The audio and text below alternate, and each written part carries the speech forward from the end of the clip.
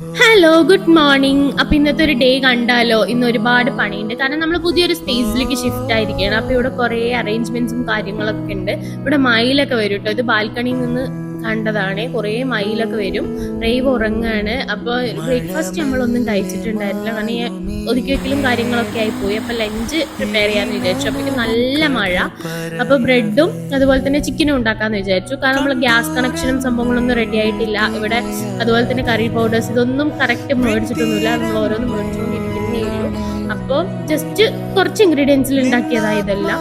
അതായത് ചിക്കനൊക്കെ മാരിനേറ്റ് ചെയ്യാൻ കുറച്ച് സാധനങ്ങളെ യൂസ് ചെയ്തിട്ടുള്ളൂ. റേവ് അപ്പയ്ക്ക് ഉറങ്ങി എണീറ്റ് വന്ന് പ്രകൃതിയൊക്കെ ആസ്വദിച്ച് പുതിയ സ്ഥലമൊക്കെ ആയിട്ടൊന്ന് സെറ്റായി വരികയാണ് ബ്രെഡൊക്കെ കഴിച്ചിട്ട്. അപ്പോഴേക്കും ചിക്കൻ റെഡിയായി. നമ്മൾ നല്ല ടേസ്റ്റ് ഉണ്ടായിരുന്നു. കുറച്ച് ഇൻഗ്രീഡിയൻസ് യൂസ് ചെയ്തിട്ടുണ്ടായിരുന്നെങ്കിലും ചിക്കൻ അടിപൊളിയായിരുന്നു. ജസ്റ്റ് ഗരം മസാലയും ജിഞ്ചർ ഗാർലിക് പേസ്റ്റും ഉപ്പും മാത്രം ഇട്ടിട്ട് മാരിനേറ്റ് ചെയ്തതാണ്.